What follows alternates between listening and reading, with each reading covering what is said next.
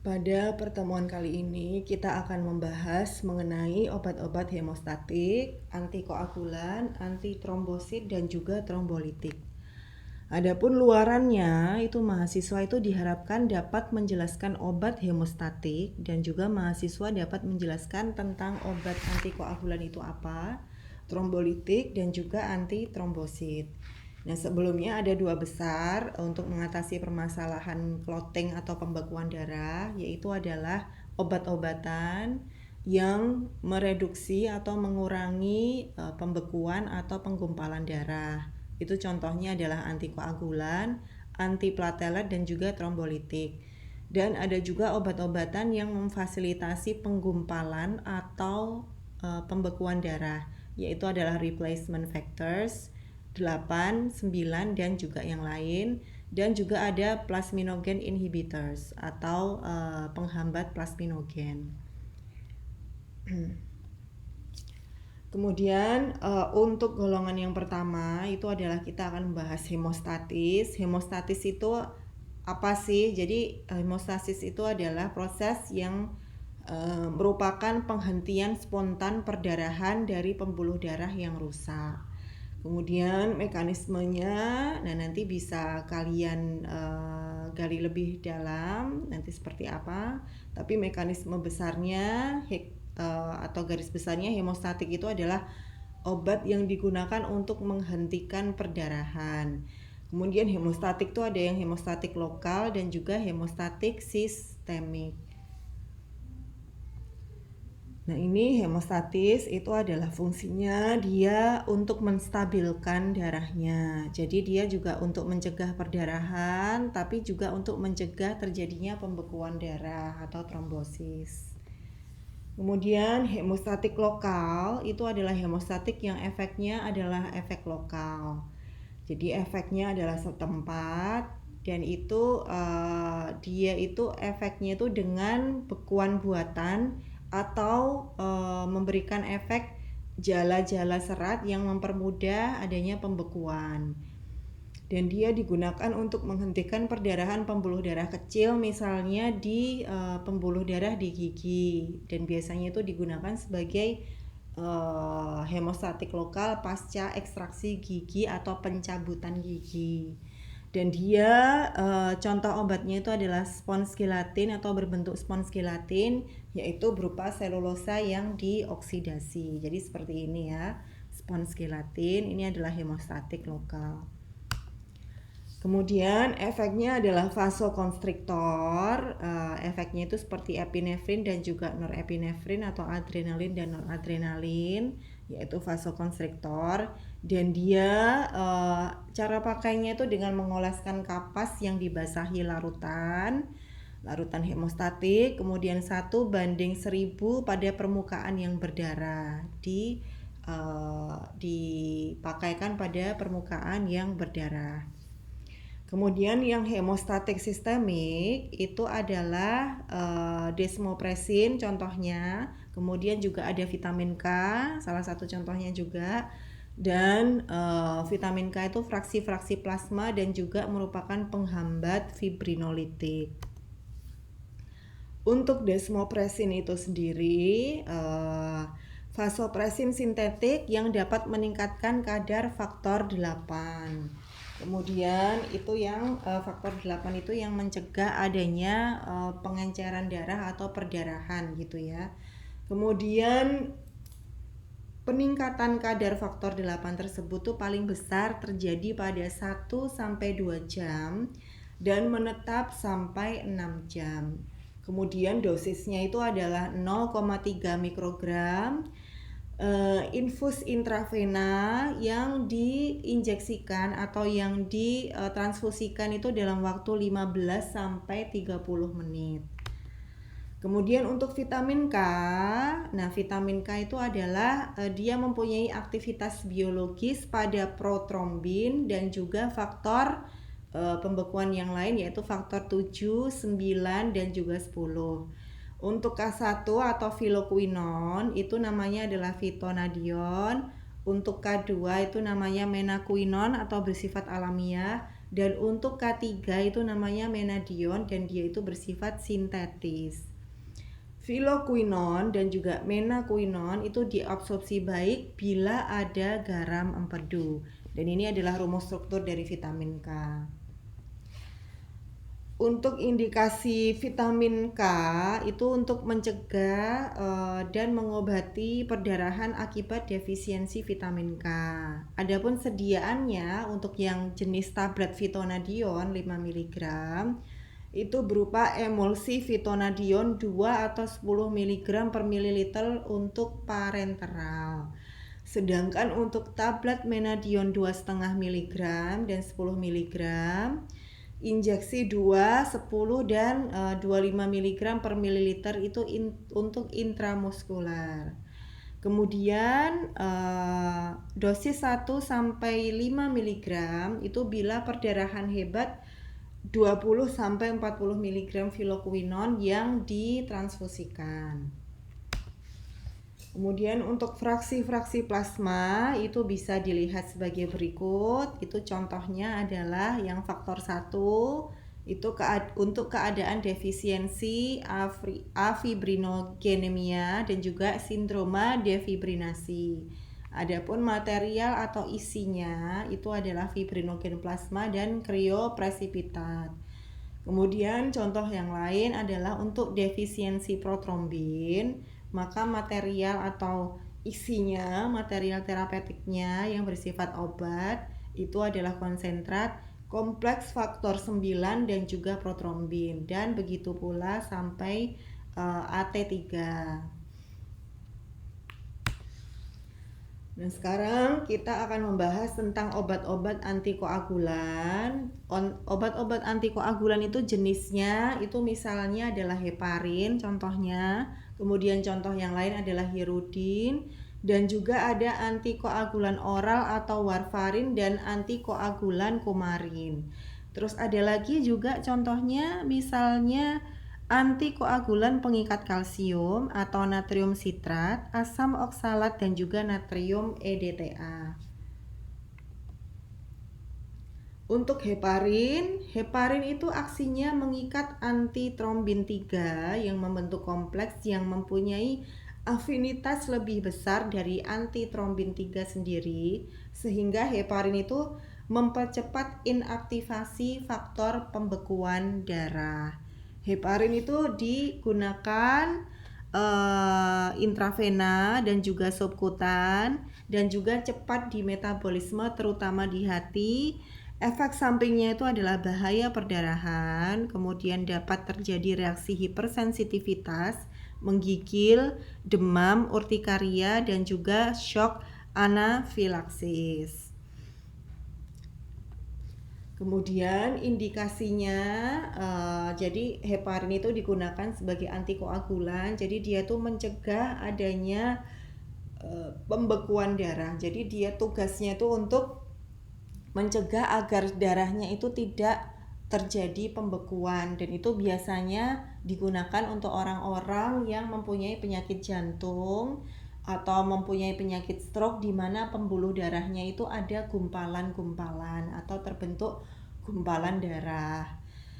Kemudian selain itu juga digunakan pada pasien yang kolesterolnya tinggi. Nah, pasien yang kolesterolnya tinggi kan biasanya ada terbentuk sumbatan dalam darahnya, sehingga darah itu tidak bisa mengalir lancar, sehingga darah itu harus diencerkan dengan antikoagulan ini supaya jadi antikoagulan itu sifatnya untuk mencegah pembekuan atau terjadinya gumpalan pada darah.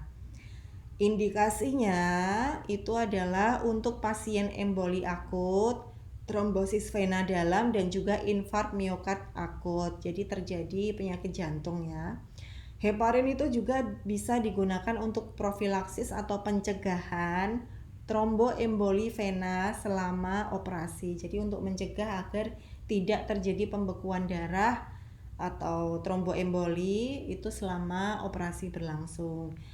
Intoksikasi heparin yang perlu diwaspadai itu adalah bila terjadi perdarahan ringan atau terlalu banyak pengenceran darahnya, maka terjadi pendarahan, maka heparinnya itu harus dihentikan. Bila perdarahan cukup berat, maka antagonis heparin, misalnya protamin sulfat, itu bisa diberikan. Sifatnya protamin sulfat itu bisa mengikat dan juga menginaktifkan heparin. Protamin sulfat itu biasanya tersedia dalam bentuk larutan atau serbuk untuk injeksi intravena. Dan 1 mg protamin itu bisa menetralkan sekurang-kurangnya 80 USP unit dari heparinnya. Kontraindikasi dari heparin itu adalah terjadinya alergi, ini yang perlu diwaspadai, juga terjadinya perdarahan aktif, hemofilia, dan juga yang lain-lain termasuk penyakit hati dan ginjal lanjut.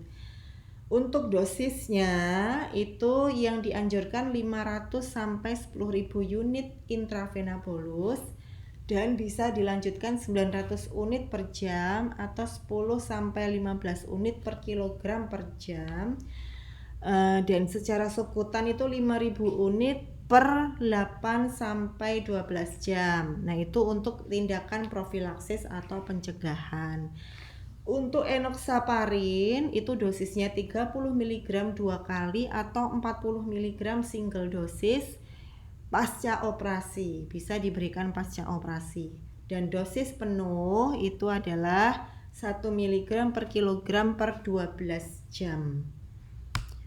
Kemudian antikoagulan yang lain itu misalnya adalah hirudin. Jadi hirudin itu adalah penghambat trombin yang kuat dan spesifik. Jadi trombin itu adalah faktor yang bisa menyebabkan pembekuan darah. Sehingga trombin itu ketika dihambat maka darahnya itu tidak jadi membeku atau tidak jadi menggumpal. Dan itu bisa digunakan hirudin ini. Jadi hirudin itu adalah penghambat trombin yang kuat dan spesifik dan disebut pengobatan lintah.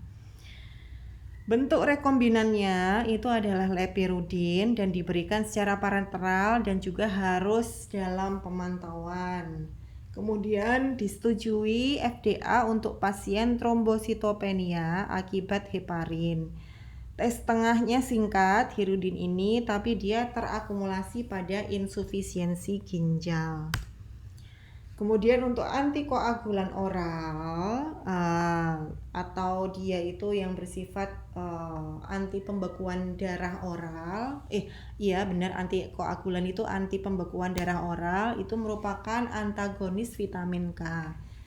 Dan contohnya adalah warfarin. Jadi antikoagulan oral itu yang antikoagulan atau anti pembekuan darah yang diberikan secara oral atau diminum dan biasanya dalam bentuk tablet kecil ya. Warfarin, contohnya adalah warfarin itu dapat diberikan intravena juga dan juga intramuskular. Absorpsi di kumarol lambat. Nah, warfarin itu absorpsinya lebih cepat dan sempurna. Waktu paruh warfarin itu 48 jam, sedangkan di kumarol itu 10 sampai 30 jam. Dan efek itu biasanya efeknya warfarin itu baru tercapai 12 sampai 24 jam setelah kadar puncak obat dalam plasma. Dan warfarin itu biasanya diekskresi bersama urin sehingga metabolitnya berwarna merah jingga. Sehingga kalian nanti ketika menyerahkan obat warfarin ke pasien, yang jadi poin yang harus disampaikan ke pasien, yang harus teredukasikan ke pasien itu adalah nanti setelah minum obat warfarin ini, Bapak Ibu sekalian, itu biasanya urinnya itu berwarna merah jingga. Tapi jangan khawatir, itu adalah bentuk metabolit dari warfarin. Jadi tidak apa-apa jika nantinya urinnya itu berwarna merah jingga. Adapun indikasinya itu adalah untuk pencegahan dan pengobatan tromboemboli untuk pasien-pasien yang mempunyai kecenderungan tromboemboli, misalnya seperti penyakit jantung yang sudah Ibu terangkan tadi.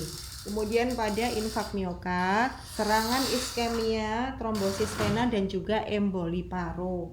Yang perlu diperhatikan dari toksisitas warfarin itu adalah Warfarin dapat menembus plasenta secara langsung dan dapat menyebabkan gangguan perdarahan pada janin, sehingga diperhatikan tidak untuk digunakan pada wanita yang hamil. Kemudian dosisnya itu pengobatan dengan warfarin didahului dengan dosis harian sebesar 5-10 mg dan dilanjutkan dosis pemeliharaan 5-7 mg per hari. Dosis dikumarol untuk pasien dewasa itu 200-300 mg pada hari pertama. Untuk hari selanjutnya itu 25-100 mg per hari tergantung hasil pemeriksaan waktu protrombinnya. Kemudian warfarin, kumarin, pakan ternak itu mengakibatkan defisiensi protrombin, kemudian bisa mengakibatkan penyakit perdarahan, ditemukan senyawa bis hidroksikumarin. Kemudian dikumarol atau warfarin itu bersifat antikoagulan oral dan juga agen antitrombotik. Nah, adapun bioavailabilitasnya untuk warfarin itu adalah 100% dan T setengahnya 36 jam diekskresi ke dalam urin tanpa diubah. Kemudian efek toksiknya adalah perdarahan dan antidotumnya itu adalah vitamin K. Vitamin K 50 mg, plasma segar beku, konsentrat faktor 9 dan juga transfusi whole blood. Nah, jadi ini ya, ini adalah warfarin. Itu efek dari warfarin itu bisa diredus atau bisa dikurangi dengan pemberian vitamin K. Jadi vitamin K itu adalah sifatnya membekukan, tapi kalau warfarin itu sifatnya adalah anti pembekuan. Kemudian obat yang dapat menghambat agregasi trombosit. Sekarang kita membahas ke anti trombosit atau anti platelet. Nah, itu juga anti pembekuan darah juga. Jadi obat yang dapat menghambat agregasi trombosit. Jadi trombosit itu kan bisa mengakibatkan pembekuan darah, makanya dihambat dengan anti trombosit ini sehingga bisa menyebabkan pengenceran darah.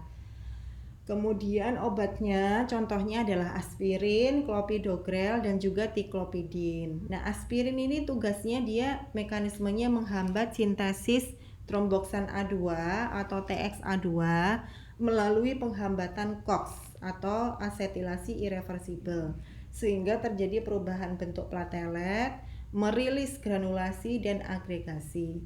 Adapun dosisnya itu 325 mg per hari. Untuk clopidogrel dan juga tiklopidin itu jalurnya adalah menghambat jalur ADP dari platelet-platelet.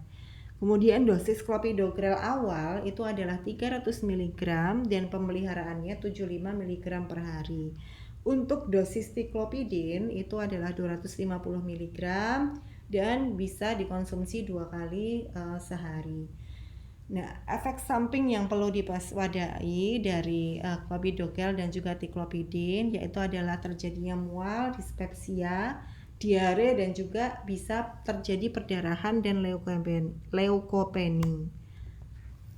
Nah, ini adalah sifat dari trombolitik atau fibrinolitik, yaitu melarutkan trombus. Jadi trombus itu kan sekali lagi yang bisa menyebabkan pembekuan darah. Jadi dengan trombolitik atau fibrinolitik itu bisa dilarutkan dan bisa diberikan secara intravena. Selain itu, contoh obat-obatnya yang bisa melarutkan trombus atau yang bisa melarutkan pembekuan darahnya itu adalah streptokinase, alteplase, reteplase dan juga urokinase. Nah, streptokinase itu biasanya diberikan secara infus loading dose 250.000 unit diikuti 100.000 unit per jam selama 24 sampai 72 jam. Kemudian untuk urokinase itu dosis awalnya 300.000 per unit yang diberikan selama lebih dari 10 menit dan diikuti dosis pemeliharaan 300.000 unit per jam selama 12 jam. Untuk alteplase atau tisu plasminogen aktivator itu infus IV atau diberikan infus intravena selama Jadi 60 mg selama 1 jam pertama, lalu dilanjutkan 40 mg dengan laju 20 mg per jam. Untuk reteplase atau TPA yang dimodifikasi itu diberikan 2 kali intravena bolus dan dalam selang 30 menit masing-masing 10 unit.